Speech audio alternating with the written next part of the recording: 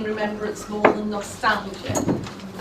And I don't want it just to be me doing the talking, because I thought we could pool our collective wisdom about how to do a Remembrance Day service. Can I just ask, who has taken one or does take one in their church? Most of us, yes. And has anybody here been a member of the armed forces or had a close relative? I mean, well, your father was. Yes, fathers will have been in the army. Yes. I thought I should start by declaring an interest, in the sense that my family has widely spaced generations. So my grandfathers were in the First World War, one at Gallipoli and one with the Royal Artillery on the Western Front. And my father was in the RAF as a pilot. And my husband's family are almost exactly the same. His grandfathers were in the First World War, and his father was a navigator in Bomber Command. So we grew up, both of us, my husband and I, with first generation and second generation eyewitness accounts. Though, like most of the men of those generations, they didn't talk about the war very much. They might have told you some of the funny things that happened, but the actual combat or hostilities, they didn't really tell you very much. I've got my grandfather's diary, though, from Gallipoli, which is very interesting. So when I come to do a Remembrance Day service, it means a great deal to me. And I take it terribly seriously. I think I worry about it more than any other service I take in a year. And I don't subscribe to the feeling that it's not relevant anymore in the modern world, now that all the veterans of World War I are dead, their children are still alive, and their grandchildren. And of course, it isn't as if we've suddenly gone into a period of wonderful peacetime.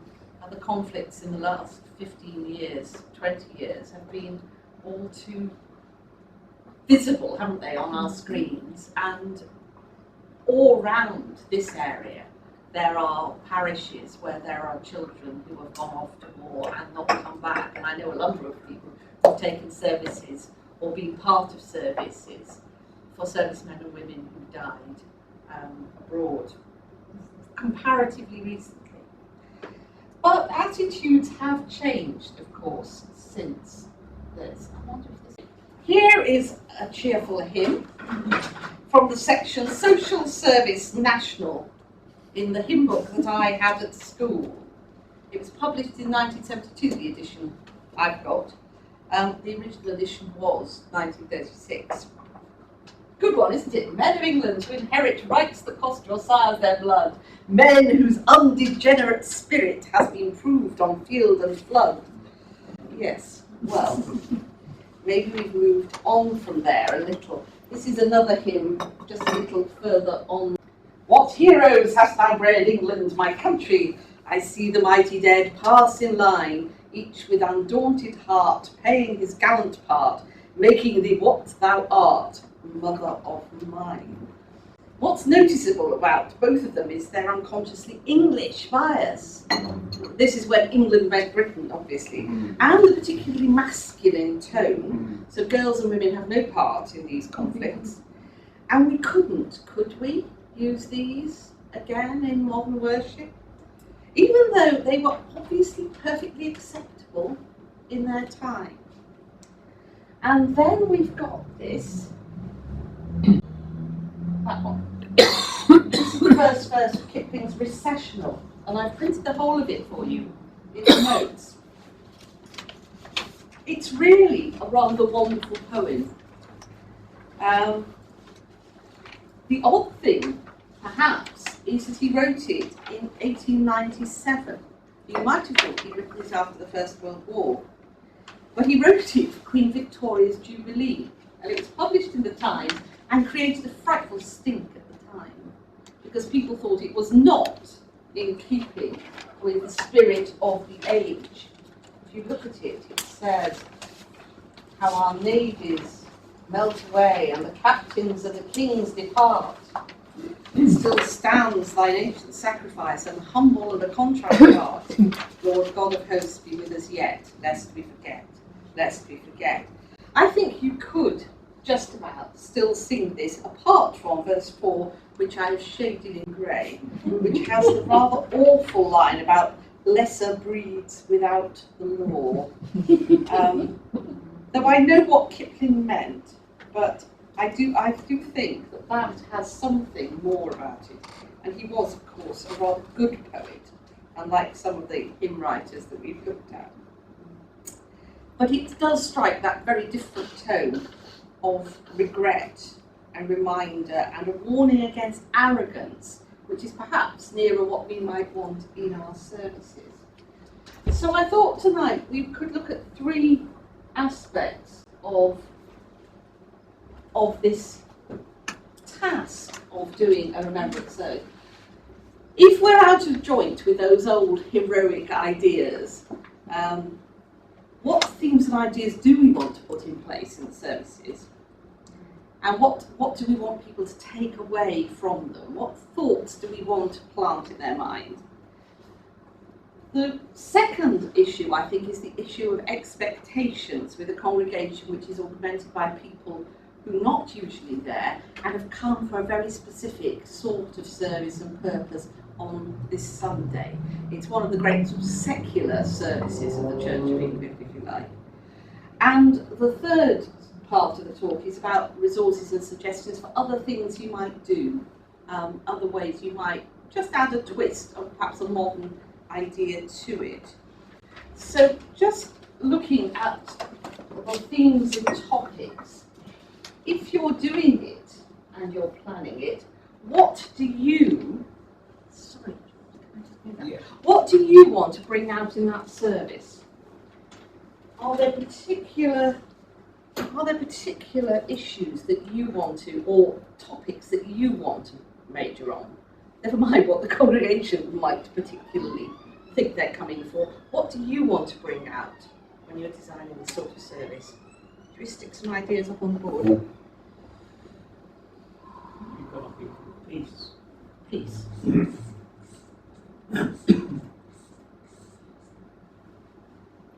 But not at any price. Might come back to that.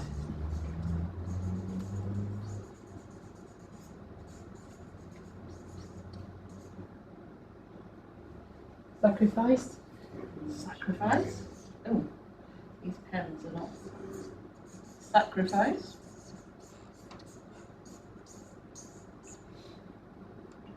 Reliance upon God. Mm.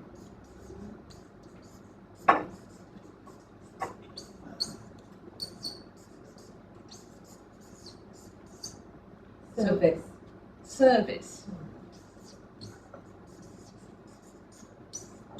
Call to service. And the call to. Call to. Relevance to today.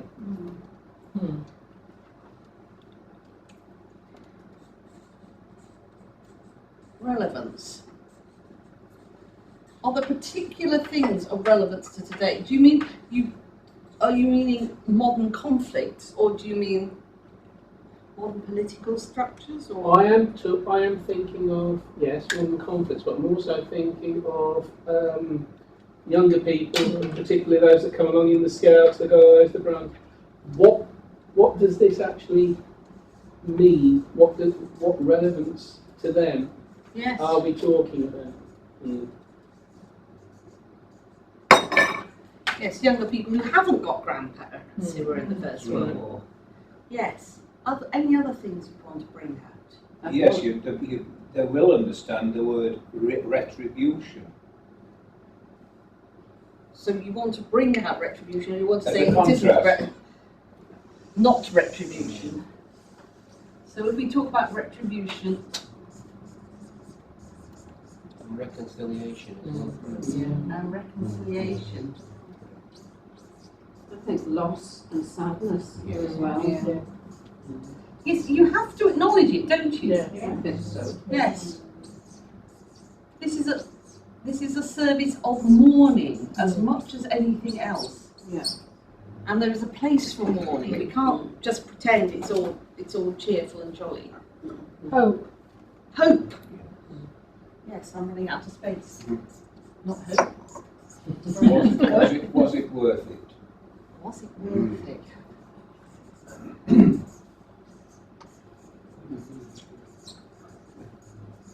That rather links up with your not at any price. Right, it does, What yes. is the price? Yes. And what's the price worth paying for this? Yes. Freedom. Yes. And what freedom means and how you use it. Community, how it actually is a community thing, not only community in the sense of the local community, but a national community. Yes. Beyond international. Yes. That's a lot, isn't it? That's an awful lot to be going on with. You are going to have to pick just a couple or three, but it's interesting. Some services you'll major on one or the other, won't you? I mean, there is also remembrance, remembering, which is what we do every communion service. So there is just that idea of we're good at remembering as Christians. It's what we're about in a way. How do you put the body back together again? So all of these, and I think that's one of the other reasons it's such a difficult service to do. You've got all these ideas buzzing around, and you know that people are going to come with a lot of expectations of, and they might want 1, 2, or 3, or 4, and if you've picked the other 3, you may find that you're rather disappointing people. That's futility. And the futility, and I suppose that's the was it worth it Yeah. point, isn't it? Is what did all those young men in the First World War go off for? It's easier, I think, to talk about the Second World War as not quite a just war, but that sort of thing. It is difficult. So, let's just think a bit about the big service considerations. And you'll all be familiar with these. But it's probably a good idea to remind ourselves of the things we need to do, because it is one of those services where people come who you don't normally see at church, and it sometimes happens if your church houses a war memorial. It's a church I used to go to in London house. We had one of the heavy brigades, and on Remembrance Sunday we would suddenly be overwhelmed by people, a sort of huge number of people who came in their blue blazers with their medals and their wives, and seemed to try and, it felt to the resident congregation, if you like, as though they were being taken over, rather. And I think that's a difficult thing to manage. You want to be, as a congregation, hospitable, but you don't want your regular people feeling that they're sort of their church is being taken away from them or taken over. And you may have a lot of people who don't really know what happens in a church service. So you've got all those expectations to manage. And it's one of those services that needs a lot of choreography, isn't it? Yeah. Because you've got to do that thing of timing it so that you get the 11 o'clock silence. We start at 10:30 because that's when our services regularly start. So you've got to judge how much stuff to put in the order of service, haven't you, before 11, and hope that nobody's looking at their watches too much. And then you've got the placing of the wreaths, and you may have a flag parade and all those other things. You may have children in the service who you don't normally have, so it's a sort of all-age service because you've got the Scouts, or the Cubs and the Scouts and the Brownies and the Guides and Cadet Force. Anyone got cadets that come off? We've got air cadets that Yes. come, but our issue is with the Royal British Legion and actually working with them on a Remembrance Sunday. And some of us have parishes where there are a huge number of children who are in the forces, one way or another, and some of us have parishes where it's like a Jane Austen novel with the Napoleonic War going on somewhere in the distance, but nobody ever mentions it. Some of us will have vicars who really, really don't like the service and have a very sort of pacific view of things, and others will have vicars who pin their medals on their surplices, on their stoles or whatever. And you've somehow got to meet all these people's needs. So there are some traditional things you must do, I think. Argue with me if you like. I think hymns have got to either be familiar or have familiar tunes, or have very easy tunes so everyone can pick them up. There is a very lovely song from Iona, which I've got a copy of, which you may know or not know. I have used that, and the way we did it was to get the choir to sing it and say to people, when you feel comfortable, sort of hum along, if you know what I mean. So I think you can introduce other material, but I would do it sparingly. If you're using the Lord's Prayer, I would always use the traditional old-fashioned version. We can't get rid of, I'm not suggesting we should, the Lawrence Finian, they shall not grow old as we that are left grow old. That seems to be absolutely essential. But you can say it in different ways. We've had it with the older people saying the first bit and the younger people replying. It's interesting to see who in your congregation thinks that they're older or younger. We've done it with the men saying one half and the women saying another half. And there are some other things you might do. Do you always play the national anthem at the end? No, but some churches do, I know, and some churches don't. I've got a suggestion for you about the national anthem as well. And of course, some churches will have the last post, and some churches won't. It does depend sometimes whether you've got a resident trumpeter or a Rosary's case. Your resident trumpeter has gone away and recorded our music resident for you. trumpeter went to uni, so he said, "Don't worry, next time I'll give you a CD," which he played, and it was brilliant because he put the silence in it. When you don't know when to start again, So when you're waiting for Rivali. So he's done you the British 2-minute dictionary. silence. Yeah, That's wonderful. yeah. So you don't have to worry at all. You just, as long as you've got it on. You can buy a British region Yeah. one, yeah, with Yeah, that that was 2-minute just- sound. That was just so helpful and encouraging because he's young, obviously, and he's thought ahead. Yeah. It does save, and it also saves that awful bit where you're wondering if it's going to squeak in the wrong point.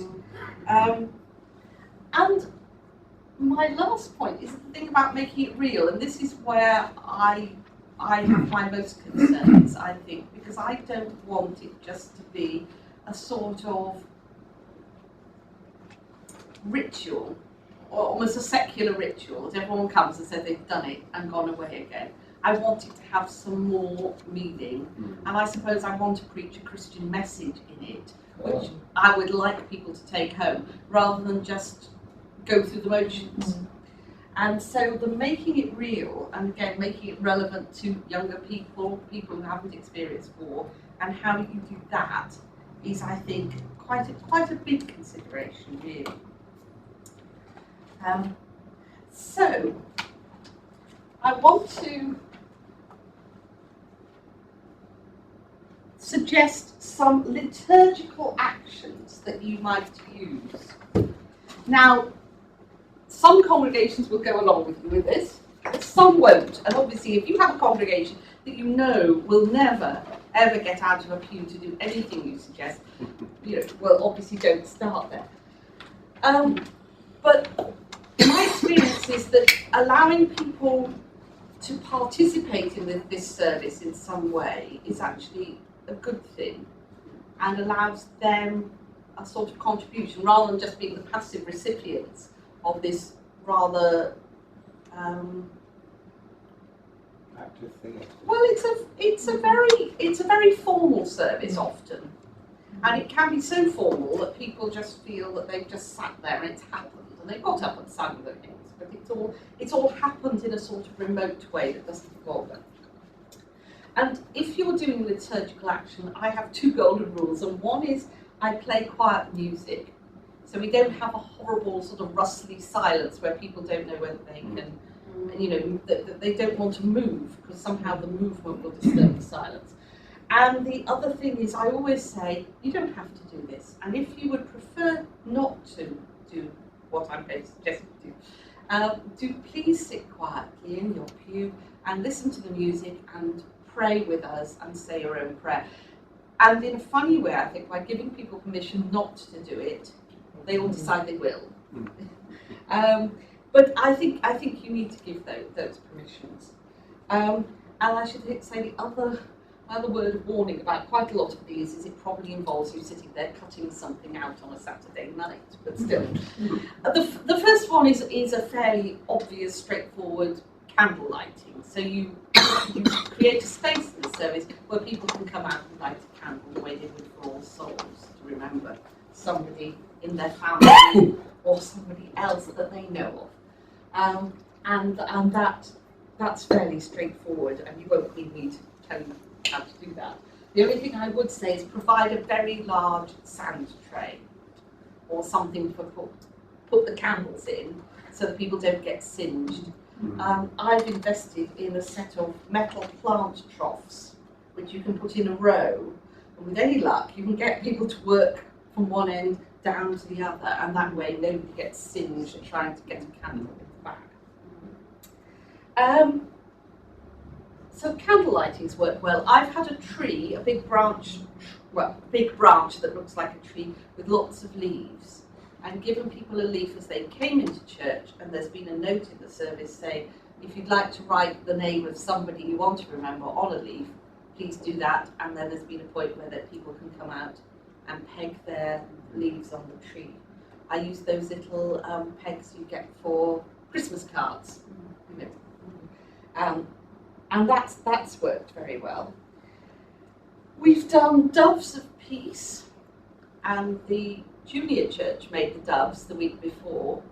There's a story about a child in Hiroshima that you might know who vowed to fold origami birds, thousands of them, and people still send them. And they made the birds. We had cut out doves, and we also had the origami birds, and everybody was given a bird to hold, just to hold and think about the peace it represented. We've had flowers of peace, and this was a service where we talked about the symbolism of the poppy. 3 years ago, there was quite a lot of controversy about poppies and whether you had to wear them or whether you should wear them and what they signified and all these sorts of things. So we took that as the theme, and I had a big tray, sand tray, with sticks, lolly sticks in it, and they were marked things like pain, suffering, death, all sorts of sad words. And I invited people to come and take a stick out of the sand, make a tissue paper flower and stick it, use the stick as its stem, and plant them back in the sand. So we turned the battlefield into a field of flowers. There are lovely descriptions of the First World War battlefields and actually how very beautiful they were in the middle of all the chaos, and just after the First World War, because the ploughed soil, the soil had been so overturned by all the bombing and shelling that poppies and cornflowers and all sorts of plants sprang up all over them, and they were quite wonderful to look at. So we talked about the way peace could come and transform what had been terrible. And we had crosses with names of the people on our war memorial. I want to talk a little about our war memorial in a minute. But we had a cross, an olive stick cross. Do a lot of cutting and sticking before these services, but I made olive stick crosses for each person on the war memorial. And this was last year when we researched all the people on our war memorial. And so people were invited to come and take a cross and then go and find their man.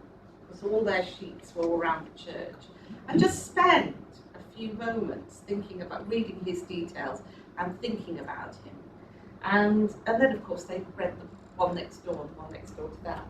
And then we took the crosses out and planted them in the garden of remembrance, because our war memorial is outside the church, and the way we do our remembrance service is we have our 2 minutes silence, and then we have the rest of the service, and then as the last thing we toddle outside, because we have some, well, quite elderly people in the congregation. We decided it was easier to do it that way, than all go out and all come back, especially when it was raining. So we just go outside for the very last bit, and we planted our crosses there. And of course you can exchange the peace and make it more, in a funny way, more of a ceremony, because you are thinking about that sort of peace and the shalom. So those are just possibles and ways of doing it. And doubtless you've done other stuff. And maybe we could talk about that at the end. I did want to talk, though, a little about our war memorial, because if you haven't done this already, I've lost my sheet.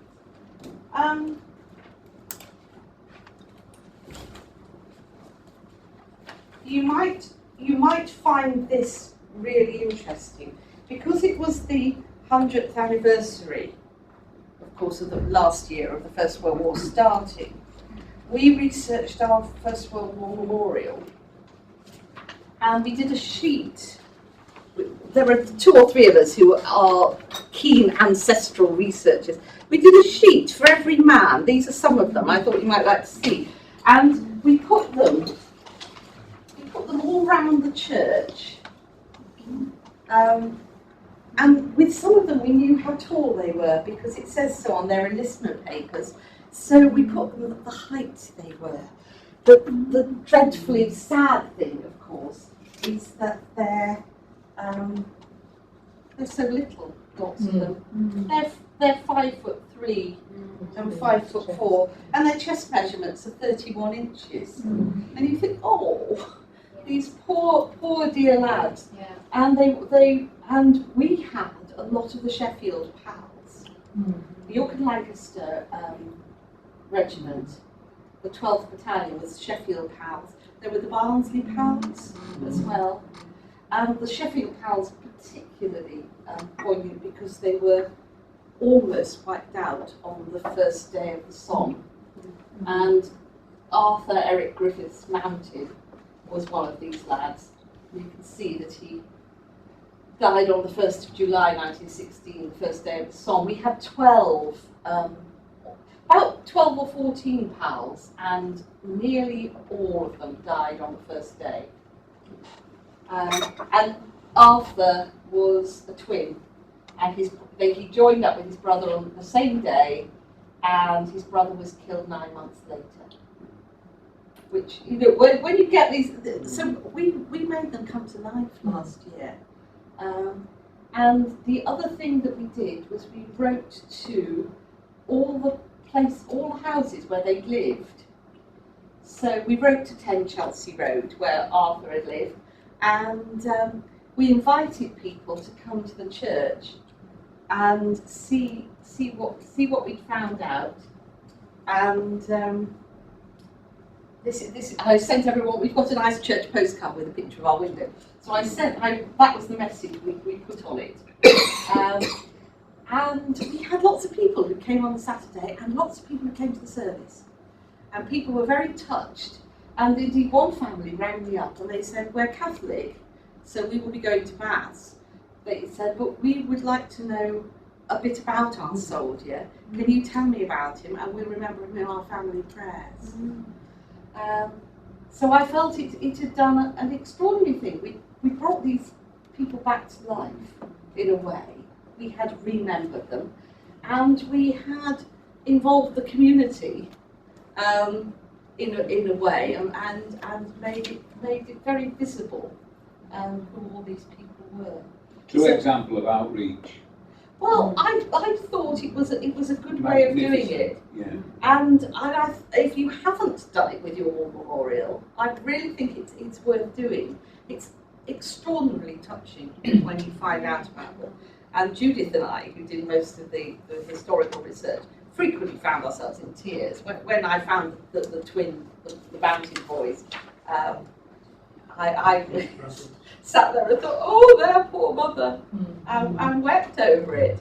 So I think there are good ways of using it and making it come alive, and in a funny way, making it relevant to the young people, because of course so many of these, they're kids going off to war. So that was some ideas about what you might do, and I thought just liturgical resources. Many of you will know the Arenas.org website, but there's a whole section of it called Labarum, which is the Army Chaplains section, and there's a huge chunk of it on Remembrance with all sorts of services, some of them that you can just print out on a little card. And it was from there that I got the 3 armed services version of For Those in Peril on the Sea, which isn't, so the peril on the land and the peril on the, which is in your pack, which is again a good one, because it deals with soldiers and airmen as well as the Navy. Since the Remembrance service in your church last year, have you added any more people to the congregation? I don't know. I don't know if we have as a direct result of that, because people don't always tell you. We certainly had a very much bigger congregation, and I will be interested to see this year whether it's repeated. Yes, and of course those people we told about. We always do the outreach about Christmas and the services, but it would be interesting to know. Yes. So yes, so you've got the 3 armed services version of For Those in Peril, which I've printed in your handout. And I've put a couple of closing litanies which we've used. One is from Los Angeles, a litany of remembrance. That's on the page 5. This is what we've used outside with our war memorial as the end of the service. And there's one over the page which we used last year, particularly with the men that we researched in mind.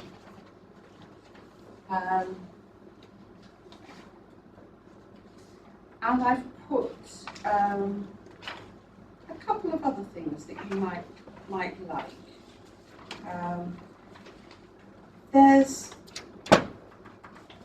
I sometimes think that it's an excessively masculine service, and that the women who were involved in war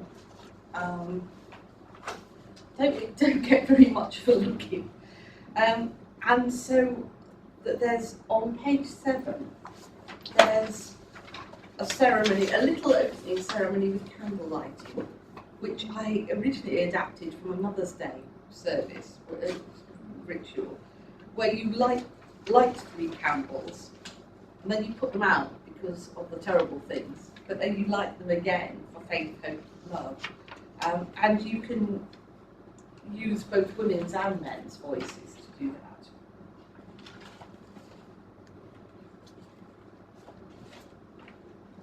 And there are possibly other ways of bringing, and I've used that at the beginning of the service. And then you talked about the national anthem. I found in my blue big book the official peace version from 1919. Well, the first verse is the standard, God Save Our Gracious King. This is the second verse. One realm of races four, less more, ever more. It's a bit Rugby World Cup. But then this is the last verse, which I've printed in your And I thought that that was a rather nicer verse than the one we sometimes get about "Let all men brothers be," which again isn't terribly inclusive. And I thought that was rather good, suggesting that everybody in the country, collectively and diversely, many a race and birth from utmost ends of earth, God save us all. That strife and hatred cease, bid we hope and joy increase, spread universal peace, God save us all. And it's an official version, so you could, I think, quite legitimately use it and say, you know, this is what people actually sang in 1919. What's the first verse again? Let me have a look at it. The first verse is "God Save Our Gracious Queen." It's the standard first verse, and this is the third verse. And I think that might go down quite well, actually. It's a shame that that's kind of being neglected, Isn't it that we've lost it? But it's in Songs of Praise, as I say, and obviously was an official version at one time. It's there in the hymn book. So I thought we might like perhaps to use that. I think with all these things in the service, if you if you explain why you've put them in, people will come along with you. But if they just think that you've taken them away from, oh God, our help in ages past or whatever, willy-nilly, and haven't let them sing the things they really come to church to sing, then you sometimes get a rather dusty response.